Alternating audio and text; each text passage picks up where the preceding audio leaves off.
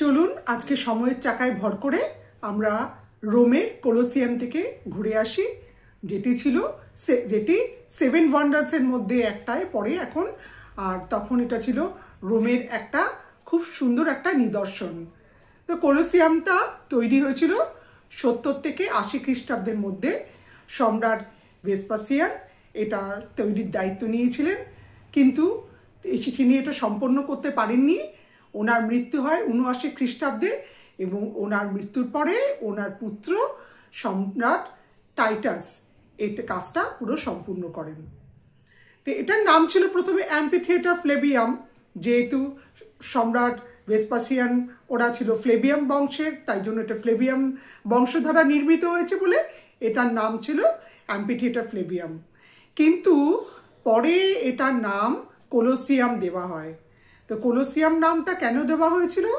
কারণ তখন এই মঞ্চটার, এটা তো বিশাল বড় একটা ওপেন এয়ার মঞ্চ, এই মঞ্চের পাশে তখন একটা সম্রাট নিরোর একটা বিশাল বড় ব্রোঞ্জের মূর্তি ছিল, যাকে বলা হতো কোলোসাস অফ রোম।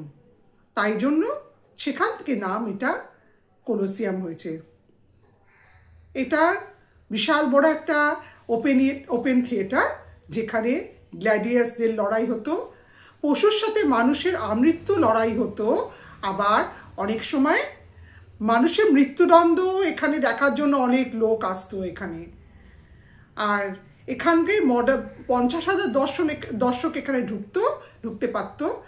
আর তখনকার যুগেও এখানে সিকিউরিটি সিস্টেম এত সুন্দর ছিল যে 50,000 দর্শক নিমেষে হলে ঢুকতে পারত।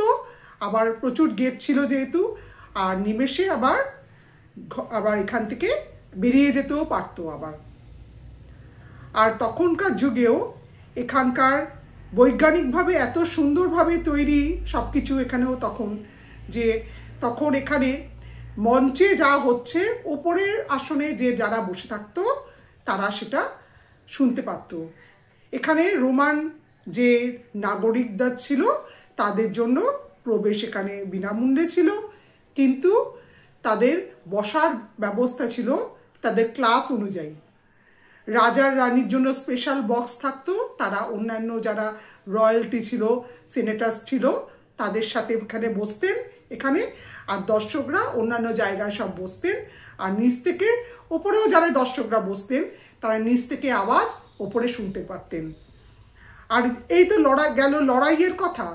তারপরে আবার একটা আশ্চর্য কি জানেন তো, এই মাঝে মাঝে যখন এরকম পশুর লড়াই বা গ্ল্যাডিয়েটরদের লড়াই যখন হতো না, তখন ওই মঞ্চটার ভেতরটা পুরো জলে পরিপূর্ণ হয়ে যেত। আর চারপাশ দিয়ে কোথা থেকে সব নৌজাহাজ আর কি, যুদ্ধজাহাজ ঢুকতো আর কি।